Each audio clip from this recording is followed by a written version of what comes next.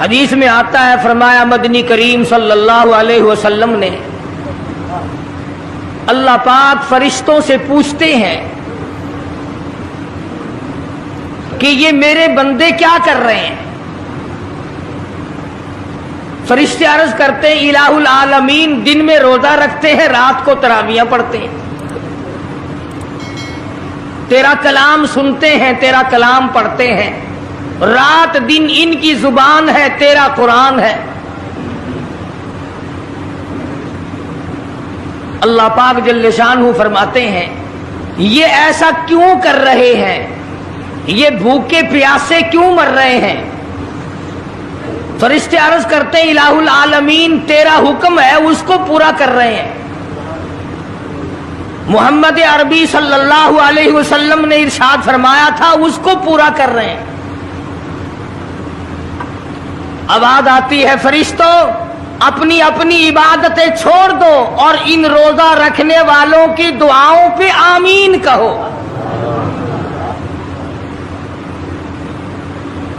آواز آتی ہے عرش عظیم اٹھانے والے فرشتوں جانے دو، بیت المعمور میں رہنے والے فرشتوں اپنی عبادت کو چھوڑ دو، زمین و آسمان میں رہنے والے فرشتوں تمام معمولات کو ترک کر دو۔ میرے نبی کے امتیوں نے روزے رکھنے شروع کر دیے، قرآن کریم کی تلاوت شروع کر دی، اللہ اللہ کرنا شروع کر دیا، مانگنا شروع کر دیا، جھولی پھیلانی شروع کر دی۔ اور میرے فرشتوں جو کچھ یہ مانگتے ہیں تم سارے فرشتے اس پر آمین کہتے چلے جاؤ۔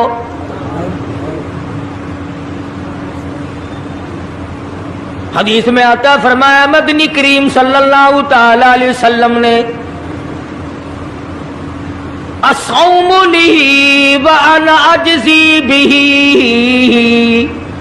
وفی روایت انا اجزی بہ او کما قال النبی صلی اللہ تعالی علیہ وسلم۔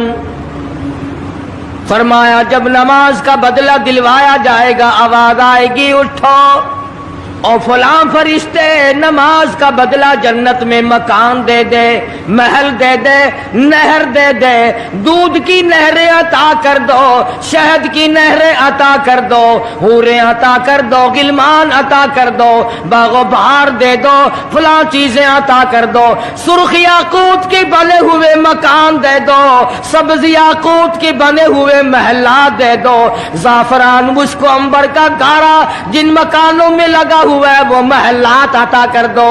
جب آئے گی روزے کی باری آواز آئے گی اور رضوان جنتی ہٹ جا، اور فرشتوں تمہارے بس کی بات نہیں، میرے روزے کا بدلہ جنت میں نہیں، حورے نہیں، غلمان نہیں، محلات نہیں، نہریں نہیں، اور میرے بندے میرے لیے تو نے روزہ رکھا تھا، آ جا روزے کا بدلہ میری ذات خود موجود ہے۔ مانگ کیا مانگتا ہے؟ تم میرا بن گیا میں تیرا بن گیا۔ ارشاد فرمایا مدنی کریم صلی اللہ تعالی علیہ وسلم نے روزہ دار کو دو خوشیاں دنیا میں ملتی ہیں خاص طور سے، ایک افطار کے وقت آپ صلی اللہ علیہ وسلم نے فرمایا جو دعا مانگو وہی ملے،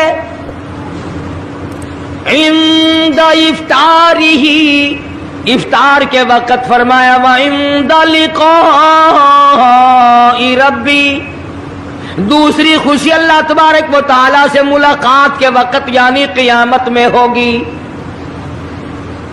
فرمایا میرے بندو میرا رمضان ہے، میرا قرآن ہے، یہ تمہارے لیے سفارشی بنیں گے۔ شہر رمضان الذی انزل فیہ القرآن ہدی للناس وبینات من الہدی والفرقان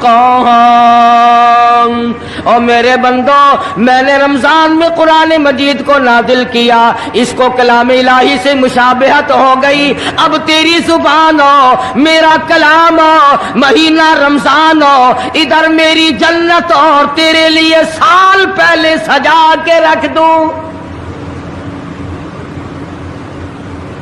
بشرطے کہ تو اپنے گناہوں پہ ندامت کے آنسو بہائے. چکر بازی نہیں کرنی. فمن شہد منکم الشہر فلیصم, جس کو رمضان کا مہینہ آ گیا, زندگی میں مل گیا, اسے چاہیے کہ روزے ضرور رکھے.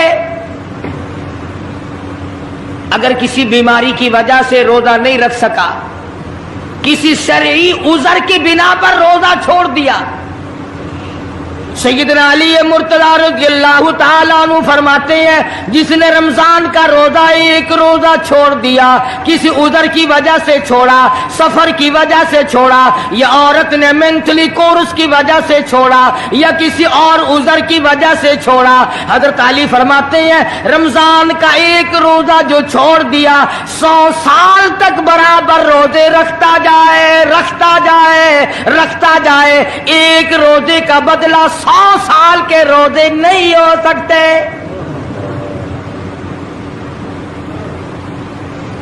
سو سال کے معنی رمضان کے نہیں. سردی گرمی 12 مہینے روزے رکھتا جائے, رکھتا جائے, 100 سال تک روزے رکھے, رمضان کے ایک روزے کے برابر فضیلت کو نہیں پہنچ سکتا.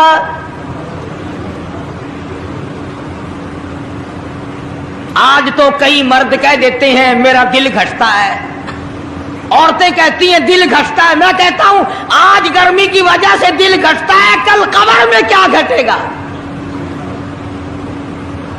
جہاں کوئی ہوا نہیں, کوئی پنکھا نہیں, کوئی ایئر کنڈیشن نہیں,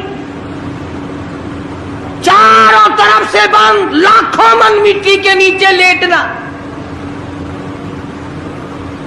وہاں کیا کرے گا دل, کیسے نہیں گھٹے گا اور کیسے گھبراہٹ نہ آئے گی. امام الانبیاء محبوب کبریا حضرت محمد مصطفیٰ صلی اللہ تعالی علیہ وسلم نے فرمایا اور لوگوں قدر کرو رمضان قرآن کی, قیامت میں یہ دونوں چیزیں تمہیں کھینچ کر جنت میں لے جائیں گی. قبر میں آدمی لیٹا ہے, عذاب دینے والے فرشتے سرانے کی طرف سے آنے لگتے ہیں, اس طرف سے نماز آ جاتی ہے, تم اس طرف سے نہیں جا سکتے, اس نے نماز کبھی قضا نہیں کی. دائیں طرف سے آنے لگتے ہیں, ادھر سے روزے آ جاتے ہیں, ہمیں کبھی قضا نہیں کیا, تم اس طرف سے عذاب دینے کے لیے نہیں جا سکتے. بائیں طرف سے آنے لگتے ہیں, کھبی طرف سے آنے لگتے ہیں, ادھر سے زکوٰۃ آ جاتی ہے کہ تم نے کبھی زکوٰۃ اس نے کبھی قضا نہیں کی, کبھی نہیں ادا چھوڑی, ہمیشہ ادا کرتا رہا, اس لیے تم اس طرف سے نہیں جا سکتے. پیروں کی طرف سے جاتا ہے تو حج آ جاتا ہے, اس نے مجھے ادا کیا تھا. جب اوپر کی طرف سے آنے لگتا ہے, رمضان قرآن آ کے صاحبان کی طرح چھا جاتا ہے اور آواز آتی ہے او فرشتوں جس کو میری رحمت نے چاروں طرف سے گھیر لیا ہو, تم عذاب دینے کی کوشش کیوں کر رہے ہو. صحابہ کرام رضوان اللہ تعالی علیہم اجمعین کی جماعت نے ہمیشہ قدردانی سے کام لیا, مصیبت کی پرواہ نہ کی, تکلیفوں کی پرواہ نہ کی, گرمی سردی کو نہیں دیکھا, تمام اوقات میں محمد مدنی صلی اللہ علیہ وسلم کی غلامی کی. رمضان کا مہینہ ہے, جنگ بدر ہے, مشرکین مکہ نے مسلمانوں پہ حملہ کر دیا, چاروں طرف سے عرب کافر ٹوٹ پڑے, ہزاروں جوان آیا, گھوڑے تلواریں لے کر آئے, ادھر کالی کملی والے صلی اللہ علیہ وسلم کے دامن میں صرف 313 مسلمان. اچھی زمین پہ قبضہ انہوں نے کر لیا. ریتلی زمین حضور کے پاس آ گئی لڑائی کے میدان میں. پانی ان کے پاس چلا گیا, خشکی صحابہ کرام کے پاس آ گئی. مگر اللہ تبارک و تعالیٰ نے جب ان حضرات کا جذبہ دیکھا, ان حضرات کا ایثار دیکھا, ان کی قربانی دیکھی, ان کی ہمت و جرأت دیکھی, پروردگار عالم نے ان کو فتح عطا فرمائی. کیسے تھے لوگ؟ یوں لکھا علماء کرام نے, ایک صحابی کی جھولی میں کھجوریں ہیں, وہ کھاتا ہوا آ رہا ہے. آپ صلی اللہ علیہ وسلم کو کہنے لگا یہ لڑائی کیسی ہے؟ حضور نے فرمایا اسلام اور کفر کے مقابلے میں جنگ ہو رہی ہے. کہنے لگا جو اس میں شریک ہو اور مر جائے اسے کیا ملے گا؟ آپ نے فرمایا میں جنت کا وعدہ کرتا ہوں. جو کھجوریں جھولی میں تھی وہ بھی پھینک دی, جو منہ میں تھی وہ بھی نکال کر پھینک دی, تلوار لی, اسی وقت میدان میں آیا اور کافروں سے لڑتا لڑتا ٹکڑے کر دیا گیا.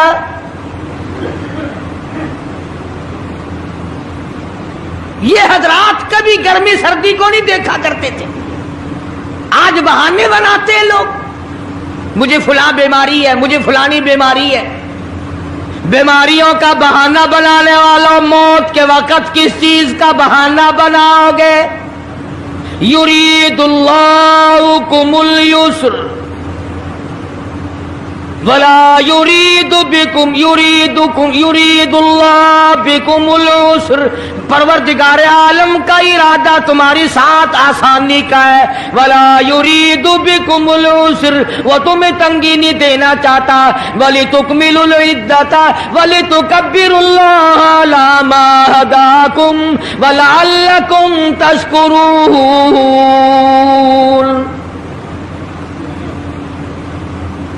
اللہ پاک جو کہتا ہے کہ پانی نہ پیو, کھانا نہ کھاؤ, بیوی کے پاس نہ جاؤ, اللہ میاں کا اس میں کیا فائدہ؟ پانی نہ پیو تو کون سا پانی بڑھ جائے گا؟ تھوڑا پانی سارا دن بہاتے ہیں ہم.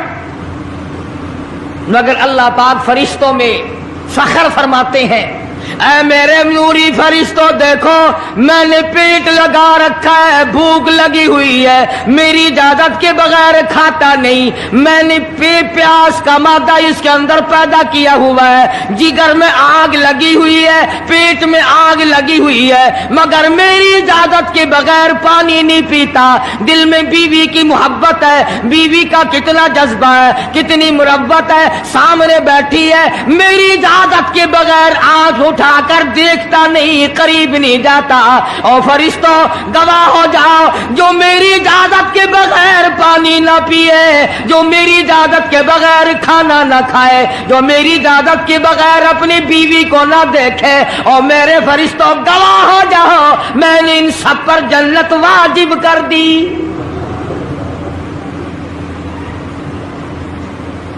بات تو اس کی رضا کی ہے.